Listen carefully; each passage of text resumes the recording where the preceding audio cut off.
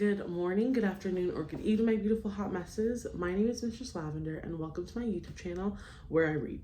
If you're looking for my other YouTube, it's A Beautiful Hot Mess, AYE Beautiful Hot Mess. But if you're at the right place, let's begin. I'm starting on page 133 at Keys to Power. Before we start, make sure to like, comment, and subscribe, and turn your post notifications on. Let's begin. Machiavelli makes the argument that in a strictly military sense, a fortress is invariably a mistake. It becomes a symbol of power's isolation and is an easy target for its builder's enemies. Designed to defend you, fortresses actually cut you off from help and cut into your flexibility. They may appear impregnable, but once you retire to one, everyone knows where you are. And a siege does not have to succeed to turn your fortress into a prison. With their small confined spaces, fortresses are also extremely vulnerable to the plague and contagious diseases. In a strategic sense, the isolation of a fortress provides no protection and actually creates more problems than it solves. Because humans are social creatures by nature. Power depends on social interaction and circulation. To make yourself powerful, you must place yourself at the center of things. As Louis VIII did at Versailles, all activity should revolve around you, and you should be aware of everything happening on the street and of people who might be hatching plots against you. The danger for most people comes when they feel threatened. In such times, they tend to retreat and close ranks, to find security in a kind of fortress. In doing so, however, they come to rely on information on a smaller and smaller circle and lose perspective on events around them. They lose maneuverability and become easy targets, and their isolation makes them paranoid. As in warfare and most games of strategy, isolation often precedes defeat and death. In moments of uncertainty and danger, you need to fight this desire to turn inward. Instead, make yourself more accessible. Seek out old allies and make new ones. Force yourself into more and more different circles. This has been the trick of powerful people for centuries. The Roman statesman Circe was born into the lower nobility and had little chance of power unless he managed to make a place for himself among the aristocrats who controlled the city. He succeeded brilliantly, identifying everyone with influence and figuring out how they are connected to one another. He mingled everywhere, knew everyone, and had such a vast network of connections that an enemy here could easily be counterbalanced by an ally there. The French statesman Talleyrand played the game the same way. Although he came from one of the oldest aristocratic families in France, he made a point of always staying in touch with what was happening in the streets of Paris, allowing him to foresee trends and troubles. He even got a certain pleasure out of mingling with shady criminal types who supplied him with valuable information. Every time there was a crisis, a transition of power, the end of Directory, the fall of Napoleon, the abdication of Louis IX, he was able to survive and even thrive because he never closed himself up to a small circle, but always forged connections with the new order. This law pertains to kings and queens and to those of the highest power. The moment you lose contact with your people seeking security in isolation, rebellion is brewing. Never imagine yourself so elevated that you can afford to cut yourself off from even the lowest echelons. By retreating to a fortress, you make yourself an easy target for your plotting subjects, who view your isolation as an insult and a reason for rebellion. Since humans are such social creatures, it follows that the social arts that make us pleasant to be around can be practiced only by constant exposure and circulation. The more you are connected with others, the more graceful and easy you become. Isolation, on the other hand, engenders an awkwardness in your gestures and leads to further isolation as people start avoiding you. In 1545, Duke Cosimo I.D. What you doing down there? Duke Cosimo I.D.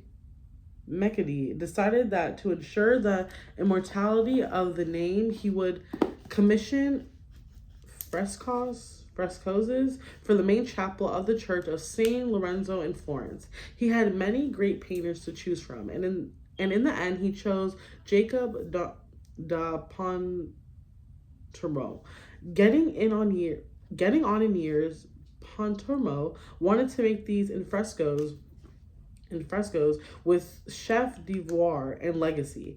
His first decision was to close the chapel off the walls, partitions, and blinds. He wanted no one to witness the creation of his masterpiece or to steal his ideas. He would outdo Michelangelo himself. With some young men When some young men broke into the chapel out of curiosity, Jacopo sealed it off even further. Pontormo filled the chapel ceiling with biblical scenes, the creation, Adam and Eve, Noah's Ark, and on and on. At the top of the middle wall, he painted Christ in his majesty, raising the dead on Judgment Day. The artist worked on the chapel for 11 years, rarely leaving it, since he had developed a phobia for human contact and was afraid his ideas would be stolen.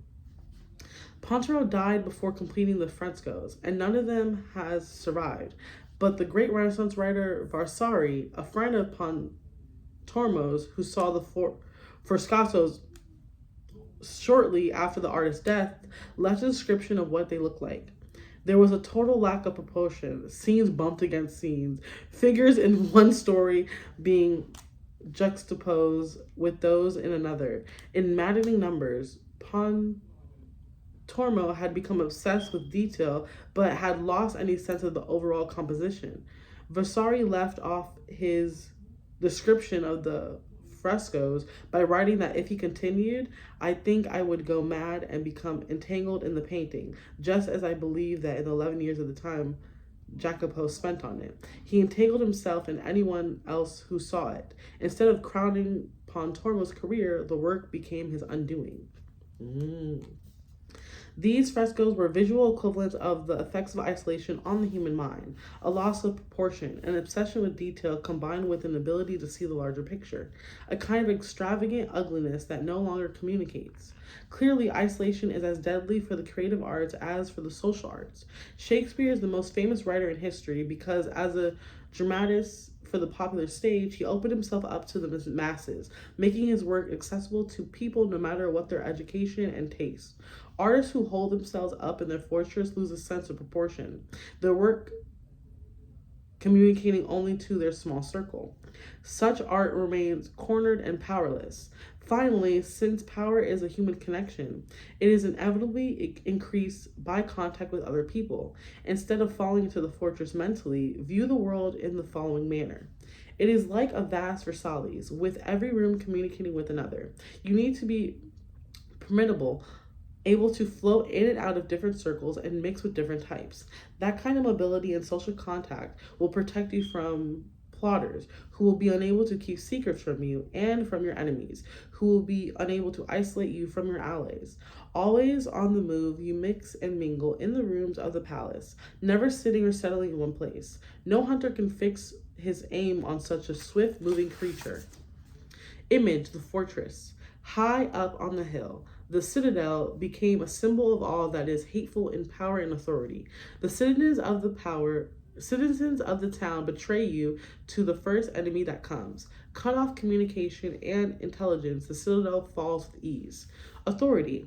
A good and wise prince, desirous of maintaining the character and to avoid giving the opportunity to his sons to become oppressive, will never build fortresses so that they may place their reliance upon the good will of their subjects and not upon the strength of citadels. Niccolo Machiavelli, 1469 through 1527. Reversal. It is hardly ever right and propitious to choose isolation without keeping an ear on what's happening in the streets. You will be unable to protect yourself, and the only thing that constant human contact cannot facilitate is thought. The weight of society's pressure to confirm and the lack of distance from other people can make it impossible to think clearly about what's going on. Hold on. Okay, I'm stopping there on page 136.